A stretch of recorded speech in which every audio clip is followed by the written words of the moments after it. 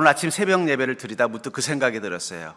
원래 크리스마스 새벽에는 밤새도록 우리 학생들, 어린이들, 청년들이 또 우리 집사님들이 모여 있다가 아침 새벽같이 또 각 우리 성도님들의 가정을 방문해서 새벽성을 돌던 그 시절이 떠오릅니다. 가다 보면요, 다른 교회 또 우리 청년들 만나면 또 메리 크리스마스 인사해주고, 또 가서 여기서 막 찬양하고 나오면 또 다른 쪽 청년들이 또 옆에 있는 집에 가서 찬양해주고, 이런 모습을 보면서 어쩌면 이 크리스마스의 가장 큰 기본 정신, 크리스마스가 우리에게 어떤 의미인가를 보여준 게 바로 그 새벽송이 아니었나 하는 생각이 들어요.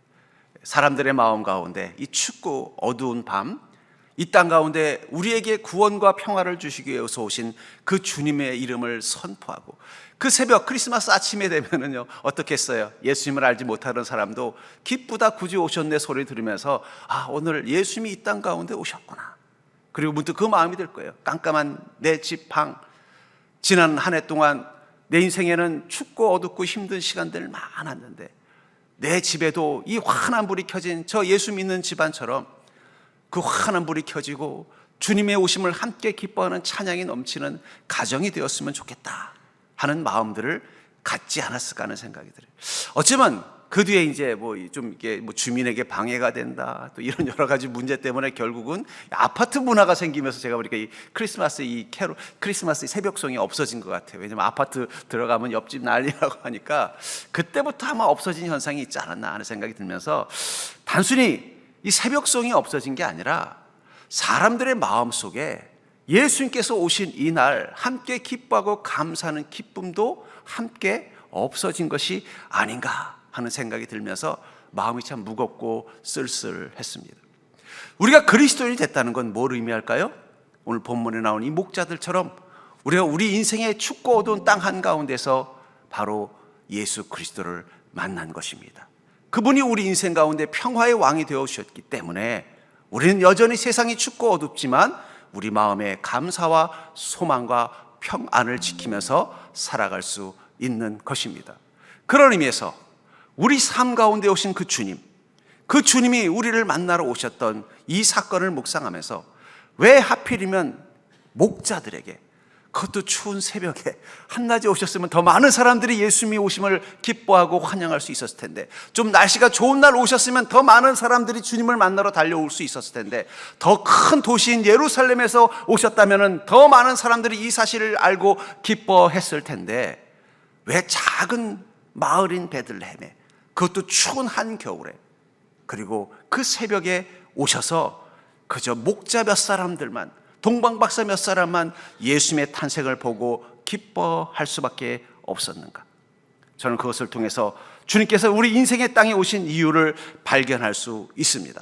저는 그것을 통해서 여러분들이 목자처럼, 동방박사처럼 예수 그리스도께서 내 땅 가운데 오신 이 사실을 기뻐하고 감사하는 심령 되기를 주의 이름으로 축복합니다. 먼저 우리는 이 목자들을 만나주신, 이 새벽에 목자들을 만나주신 그 예수님의 은혜를 통해서 우리가 깨달아야 되는 것, 그것은 바로 주님께서는 고단한 인생을 만나러 오셨다는 거예요.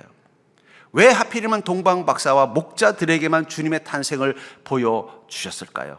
그들의 인생에 공통점이 있습니다. 그들은 고단한 인생을 사는 자들이었다는 거예요. 8절을 보시면 그 지역의 목자들이 밤에 밖에서 자기 양떼를 지키더니, 이 양들을 우리처럼 소위 말하는 여물을 만들어 가지고 이 꼴로 먹이는 게 아니라 들녘에서 방목을 해야 되는 곳입니다. 근데 이때는 아주 추운 날이에요. 이스라엘 땅도 이 당시 때는 평균 한 4도에서 5도래요, 새벽에. 그러니까 쌀쌀한 초겨울 날씨예요. 그렇다고 우리처럼 난방이 잘 돼 있는 나라도 아니고, 거기는 나무도 많지 않기 때문에 장작을 떼면서 밤을 샐 수 있는 그런 곳도 아닙니다. 그냥 두꺼운 외투를 하나 겹치고 그 추위를 견디면서도 왜 그 양들과 밖에서 밤을 샐 수밖에 없었어요? 그것은 들짐승이 그 양을 훔쳐가거나 도둑이 훔쳐갈 것을 막기 위해서 같이 밤을 샐 수밖에 없는 것입니다. 왜 그렇습니까? 그들은 가진 땅이 없었고 넉넉한 직업과 재물이 없었기 때문에 아마 이 목자들은 그 양의 주인이긴 보다는 그 양을 돌봐서 품삯을 받는 가장 어렵고 힘든 사람들이었을 거예요. 그런 그들은 이 추운 밤에 그 양들을 한 마리만 잃어버려도 자기 월급 전부를 다 날릴 만큼 어렵고 힘든 삶을 살면서 하루하루 고통스러운 그들의 마음속에 소망이라는 것, 희망이라는 것, 아무것도 없는 삶을 사는 그들의 삶 한가운데 주님이 오셔서 그들에게 소망을 먼저 주신 것입니다. 동방 박사는 그 당시 이 페르시아 지역은 로마의 압제와 끊임없이 전쟁이 끊어지지 않았어요. 왜냐하면 로마가 정복해 나갈 때 거의 마지막 해당됐던 곳 중에 하나가 바로 이 페르시아 지역이기 때문에, 그러니까 전쟁이 끊이지 않는 그 땅 가운데 살았던 이 동방 박사와 같은 지식인들은 어떤 마음이에요? 이 땅에 평화가 오기를 간절히 원했던 것입니다.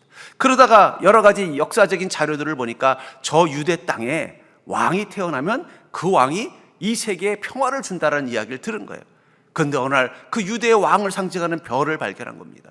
자기네 나라 왕도 아니고 자기네 나라 인물에 대한 별도 아님에도 불구하고 그들이 설렘을 가지고 이 베들레헴까지 온 것은 그들의 땅에 너무 혼란과 고통이 가득했기 때문이라는 거예요.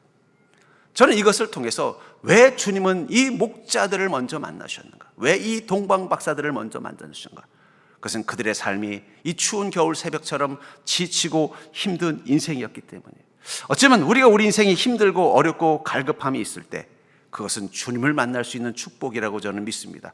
왜냐하면 이때 예루살렘에서는 죄와 욕망과 풍요에 취한 사람들은 주님이 오는 것을 까맣게 잊고 있었습니다. 설령 동방 박사를 통해서 예수님께서 오실 거라는 사실을 알고도 그들은 어떻게 했어요? 그냥 즐기고 자기 삶에 만족하면서 그냥 아무 생각 없이 살고 있었다는 거예요. 저 같으면 정말 예수님이 베들레헴에 태어나십니까? 저도 같이 가겠습니다 했을 것 같은데 그들은 아무도 가지 않았어요. 왜 그랬어요?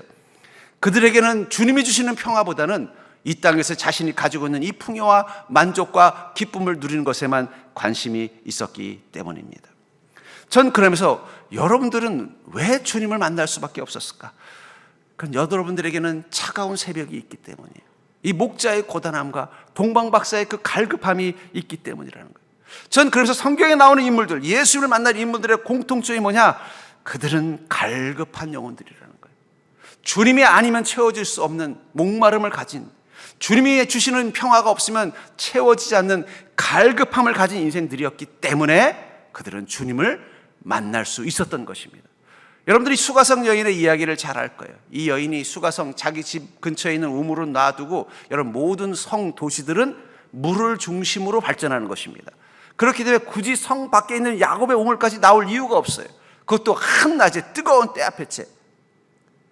그녀가 그럴 수밖에 없었던 것은 자신의 삶에 갈급함이 있었기 때문에 그 성 안에서는 채워지지 않는, 그 마을 안에서는 채워지지 않는 갈급함이 있었던 것입니다. 그리고 그녀는 이 야곱의 우물가에서 예수님을 만났습니다. 근데 제가 그걸 보면서 그 생각이 들었어요. 그녀는 참 운이 좋다. 어떻게 평소에 낮에 잘 가지도 않는, 마치 어떻게 보면 이 야곱의 우물이라는 것은 양을 키우는 목동들이 양들을 먹이기 위해서 있는 우물이에요. 그래서 마을 사람들이 먹는 우물은 그 수가성 안에 있을 것입니다. 이 야곱의 우물은 밖에서 양을 치는 목장들과 목조들과 그 양들을 위한 우물일 확률이 높아요. 굳이 거기까지 와서 물을 길렀던 그녀가 어떻게 하필이면 거기서 예수를 만났을까 하다가 문득 깨달았습니다. 아니에요. 그녀가 다른 우물에 갔어도 거기 주님은 계셨을 것입니다. 왜냐하면 그녀가 예수님을 만난 게 아니라 예수님이 그녀에게 찾아오신 것입니다. 여러분 그걸 기억하십시오. 우리가 주님을 만난 게 아니에요. 주님이 우리를 찾아오신 것입니다. 우리의 갈증, 우리 인생에 대한 아픔, 우리 인생의 낙심과 두려움과 근심 가운데 주님은 찾아오신 것입니다. 그러나 그러려면 우리 안에 무엇이 필요할까요? 갈급함이 있어야 돼요. 주님의 은혜가 아니면 살 수 없는 인생인 것을 인정하고 고백하고 주님이 주시는 그 생수를 마셔야만 내 목마름은 채워진다는 고백. 그녀는, 이 수가성 여인은 예수님께 뭐라고 말합니까? 예, 맞습니다 주님, 저에게는 남편이 5이나 있었습니다. 저는 그것을 통해서 그녀가 얼마나 외로운 여인인지 알 수 있었어요. 그러나 사람을 통해서는 그 외로움이 채워지지 않은 것입니다. 그런 그녀가 예수 그리스도를 만나자 그 순간 그녀의 내면 속에 있었던 그 갈급함이 주님의 위로와 말씀 하나로 채워지는 것을 경험한 것입니다. 그러므로 사랑하는 성도님들, 주님께서는 어디에 오셨을까요? 베들레헴에 오신 게 아니라 여러분들의 땅에 오신 것입니다. 여러분들을 만나러 오신 것입니다. 그분을 만날 수 있는 심령이 여러분들의 마음 가운데 있었기 때문에 주님은 여러분들을 불쌍히 여기셔서 여러분의 삶 가운데 오신 것입니다. 오늘 이곳에서 여러분들을 만나러 오신 그 예수 그리스도를 다시 한번 만나시고 목자들처럼 주님을 경배하는 삶 되기를 주의 이름으로 축복합니다. 그럼 왜 주님은 우리를 만나러 일부러 오셨을까요? 우리의 잠든 영혼을 깨우러 오신 것입니다. 주님은 왜 오셨어요? 우리의 잠든 영혼을 깨우러 오셨다는 거예요. 9절에서 10절에 보니까 주의 사자가 곁에 서고 주의 영광이 그들을 두루 비추매 크게 무서워하는지라. 천사가 이르되 무서워하지 말라. 보라, 내가 온 백성에게 미칠 큰 기쁨의 좋은 소식을 너에게 전하노라. 주의 사자가 곁에 서고, 이 목자들에게 어떻게 했다는 거예요? 주의 사자가 곁에 서고 주의 영광이 그를 두루 비췄다는 거예요. 다시 말해서 이 목자는 이 베들레헴의 이 작은 여관에서 예수님이 태어나고 있다는 사실을 전혀 알지 못했습니다. 왜냐하면 그들은 그 베들레헴 바깥의 한 동산에서 양들과 함께 있었기 때문이에요. 그런 그들에게 친히 천사가 찾아와서 어떻게 하는 거예요? 너희들을 위해서 지금 왕이 태어나셨다라고 말하고 있다라는 거예요. 그 말을 듣고 그 목자들은 기뻐서 어떻게 됐어요? 예수를 만나러 간 겁니다. 근데 여기 보니까 주의 사자가 곁에 서고 주의 영광이 두루 비추매 크게 무서워하는지라. 천사가 이르되 무서워하지 말라. 보라, 내가 온 백성에 비칠 큰 기쁨의 소식을 너에게 전하노라. 천사가 친히 와서 이 사실을 알려줬다는 거예요. 저는 이 장면을 보면서 떠오르는 장면이 있습니다. 창세기 28장 12절부터 13절에 보면은 야곱이 하란 땅으로 가다가 베델에서 잠시 잠이 들었어요. 근데 그 환상 중에 그는 무엇을 봤습니까? 12절에 보니까 꿈에 본즉 사닥다리가 땅 위에 서 있는데 그 꼭대기가 하늘에 닿았고, 또 본즉 하나님의 사자들이 그 위에서 오르락내리락하고, 또 본즉 여호와께서 그 위에 서서 이르되 나는 여호와니 너희 조부 아브라함의 하나님이요 이삭의 하나님이라. 내가 누워있는 땅을 내가 너와 내 자손에게 주리니. 야곱은 거기서 무엇을 본 거예요? 하나님이 나를 만나기 위하여 친히 오셨다는 거예요. 어떤 유명한 신학자가 이 장면에서 이 사닥다리를 이야기하더라고요. 하나님이 이 야곱을 만나려고 일부러 이 베델에다가 사닥다리를 내려가지고 내려오셨다라는 거예요. 만나러 오셨다라는 거예요. 왜 오셨어요? 그를 깨우기 위해서라는 거예요. 이제 내가 너의 하나님이다라는 거예요. 너는 그냥 아브라함의 너의 할아버지의 하나님, 너의 아버지의 하나님이 아니라 너의 하나님을 이제부터 만나는 인생이 될 거라는 거예요. 여러분들, 내가 영혼이 깨어있지 않으면 아무리 오랫동안 예수 믿었어도 나의 하나님을 만난 것이 아닙니다. 우리 아버지가 아주 신앙 좋은 신실한 장로님이시고 우리 할머니가 정말 신실한 권사님이라도 그분의 하나님은 계셨지만 나의 하나님은 경험하지 못한 것입니다. 야곱은 이 하란 베델까지 올 때까지 아버지의 하나님, 할아버지의 하나님은 알고 있었지만 야곱의 하나님을 만난 적이 없었던 거예요. 그런 그가 베델에서 친히 자기를 만나러 오신 그 하나님을 통해서 그의 영혼이 깨어난 것입니다. 깨어나서 어떻게 돼요? 이제는 내가 아브라함의 하나님, 나의 할아버지의 하나님, 이삭의 하나님, 나의 아버지의 하나님이 아니라 이제는 나의 하나님과 함께 동행하는 인생이 되겠습니다라고 고백하고 거기다 제단을 쌓은 것입니다. 여러분, 예배가 뭘까요? 이 예배의 원형이 제단입니다. 이 제단을 통해서 주는 예배의 원형은 나는 이제 나의 하나님을 만났다는 고백입니다. 우리 옆 사람 보고 인사해 볼까요? 당신은 당신의 하나님을 만나셨습니까? 이게 왜 중요하냐? 내가 내 하나님을 만나야 우리 영혼이 깨어서 이제는 하나님과 함께하는 복된 인생을 살 수 있기 때문입니다. 사도행전 2장 14절 1절부터 14절에 보면은 오순절 날이 이미 이름에 그들이 다 같이 한 곳에 모였더니 호련히 하늘로부터 급하고 강한 바람 같은 소리가 있어 그들이 앉은 온 집에 가득하며 마치 불의 혀처럼 갈라지는 것들이 그들에게 보여 각 사람이 하나씩 임하였더니 그들이 다 성령의 충만함을 받고 성령이 말하게 하심을 따라 다른 언어들로 말하기를 시작하니라. 예수 그리스도를 구주로 영접한 사람들이 한 곳에 모여서 기도하는데 그 순간 그 하늘에서부터 성령이 불같이 임하고 그 성령의 불은 어떤 특정한 사람이 아니라 모든 사람 가운데 임하였다라고 말하고 있어요. 성령님은 여러분들의 하나님이십니다. 여러분들이 성령님을 통해서 나의 하나님을 만난 거예요. 베델에서 야곱이 만난 하나님은 성령님이실 것입니다. 교회는 나의 하나님을 만난 자들의 공동체입니다. 교회는 나의 하나님을 만나는 장소입니다. 근데 나의 하나님은 누가 만날까요? 깨어있는 자들입니다. 저희 어머님이 맨날 제가 늦잠 자면 그런 말 했어요. 나간 놈 짜장면이 있어도 잠든 놈 짜장면은 없다.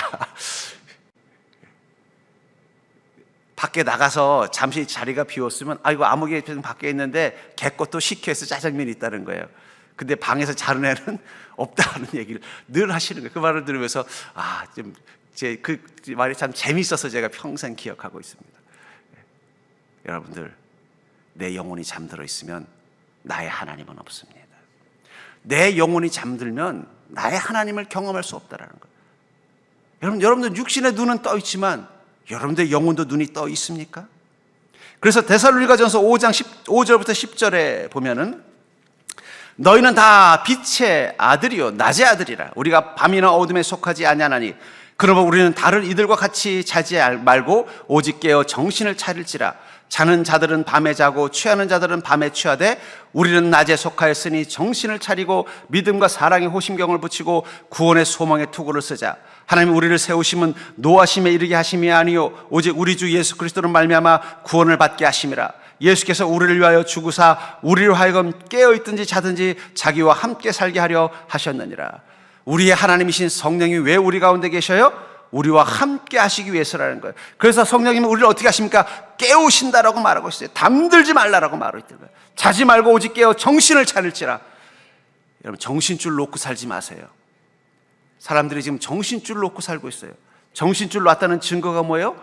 생각 없이 흔들리고 동요하고 욕망에 따라서 본능적으로 살아가고 있다는 거예요. 정신이 깨어있는 사람은 생각하게 되어 있습니다. 특별히 그리스도인이 깨어있으면 어떻게 돼요? 말씀이 살아있고 믿음이 살아서 나를 움직이게 하는 거예요. 그러니까 그리스도인으로서 깨어있는 영을 가진 사람은 말씀과 믿음이 자신을 움직입니다. 그러나 그 영이 잠들면 죄와 욕망이 우리를 움직이는 거예요. 정신을 차리라는 것은 말씀과 믿음을 따라 살라는 거예요. 그리고 어떻게 해요? 예수님과 함께 하라. 날마다 성령님께서 이끄시는 대로 사는 것입니다.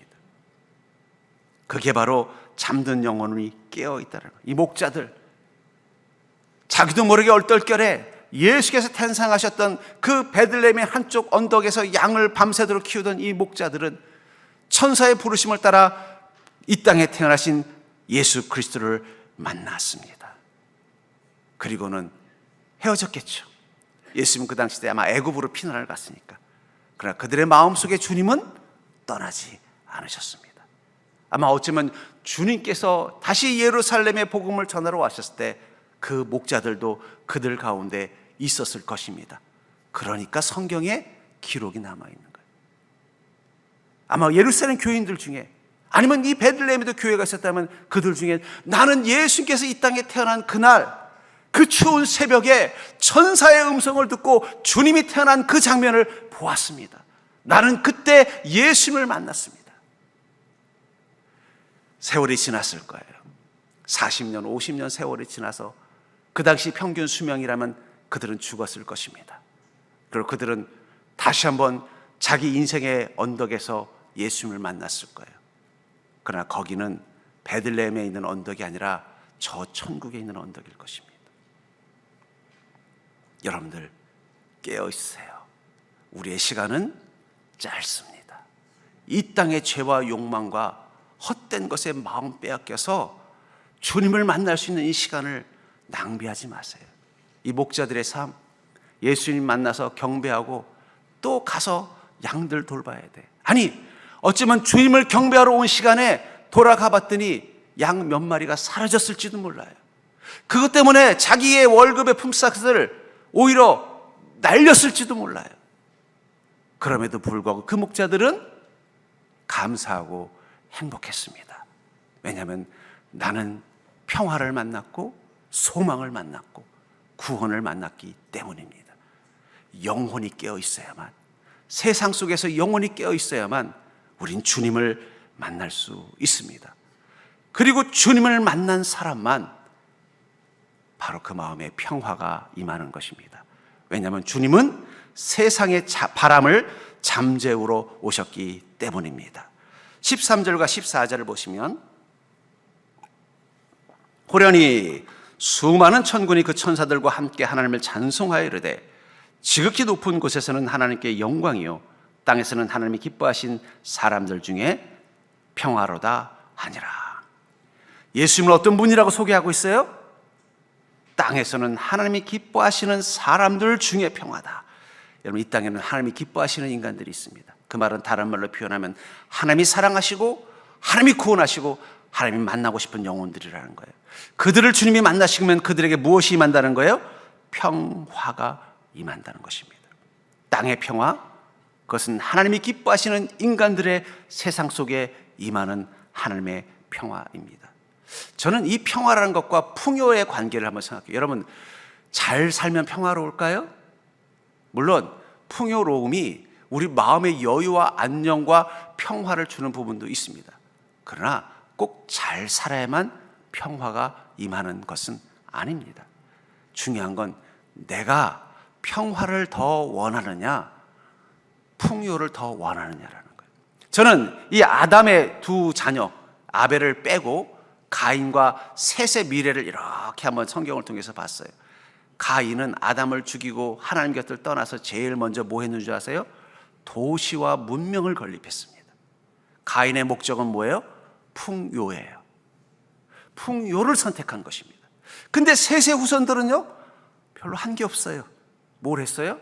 그냥 들녘에서 양들 키우면서 주님께 제단 쌓고 주님께 아브라함처럼 이삭처럼 예배드리고 또 그 속에서 어떻게 가족들하고 평화롭게 살면서 그 양들을 돌보면서 저 하늘을 보면서 하나님을 생각하면서 깨어있는 영혼으로 살았다는 거예요. 저는 어쩌면 이 가인과 이 셋의 이 인생의 방향, 그것이 후손들의 방향이라고 생각합니다. 가인의 후손들은 풍요를 원했어요. 안전을 원했어요. 그래서 성을 쌓고 문명을 발달하고 무기를 개발하고 그것을 통해서 다른 이들 것을 빼앗고.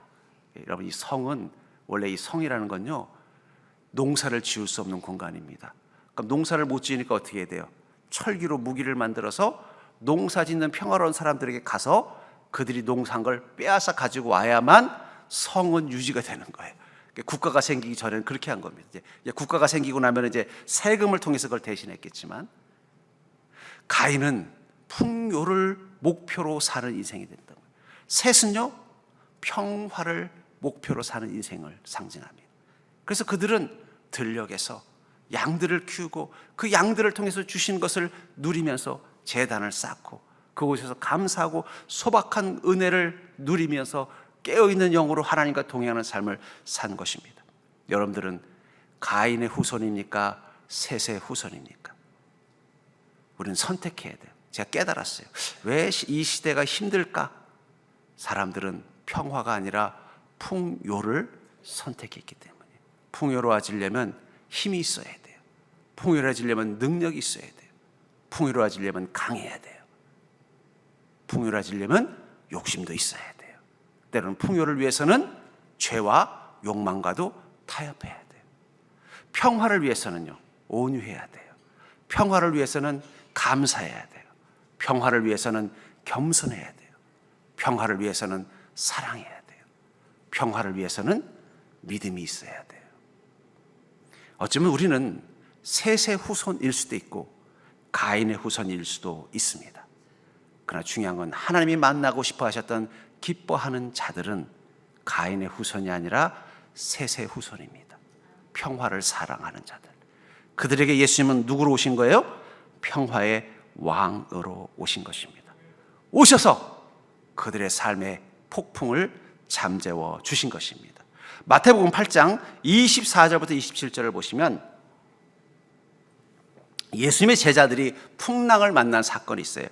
바다에 큰 놀이 일어나 배가 물결에 덮이게 되었을 때 예수께서는 주무시는지라 그 제자들이 나와 깨우며 이르되 주여 구원하소서 우리가 죽겠나이다. 예수께서 이르시되 어찌하여 무서워하느냐 믿음이 작은 자들아 하시고 곧 일어나 바람과 바다를 꾸짖으니 아주 잔잔하게 되거늘 그 사람들이 놀랍게 여기르되 이가 어떠한 사람이기에 바람과 바다도 순종하는가 하더라.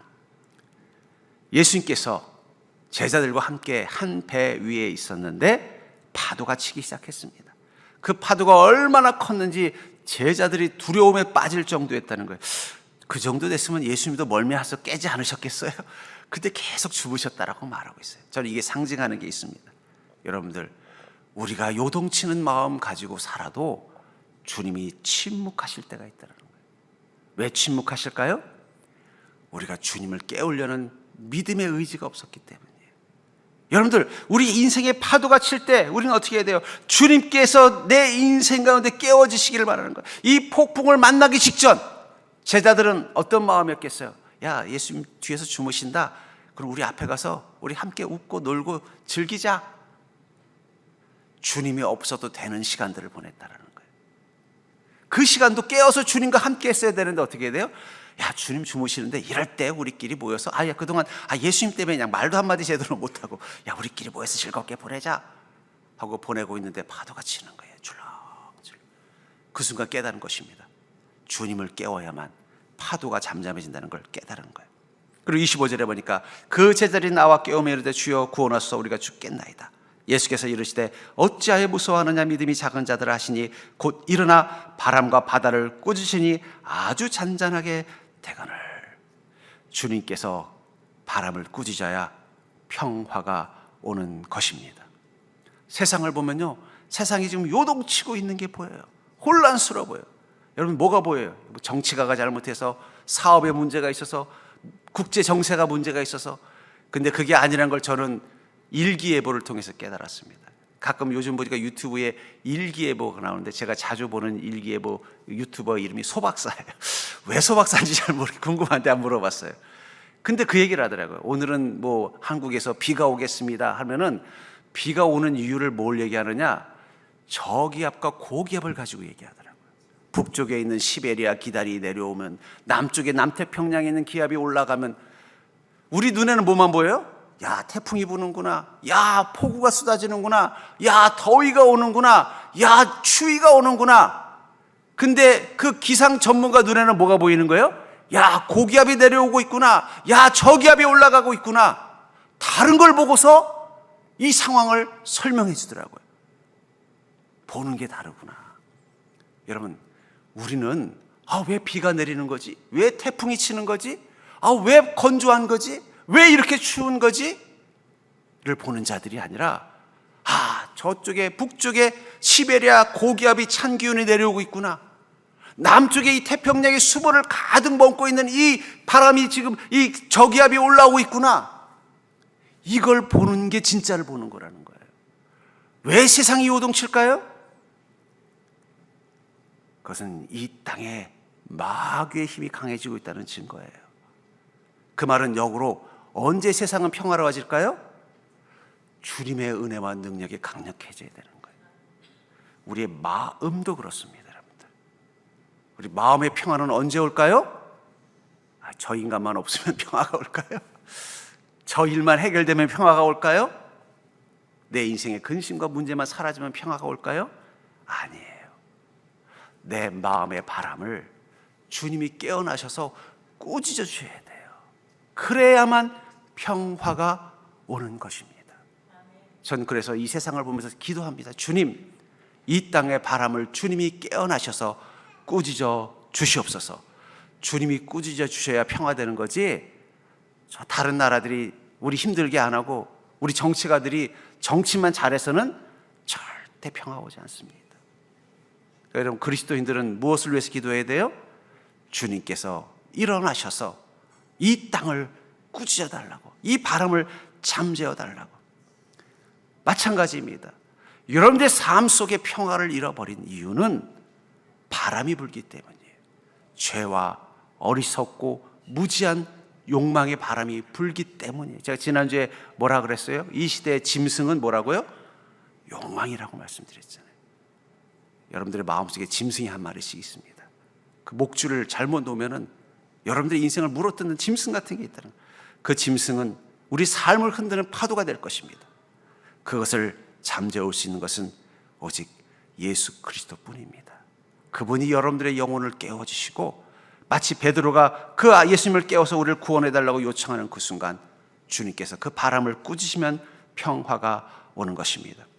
이 목자들이 예수님을 경배하고 평화를 선물로 받았습니다.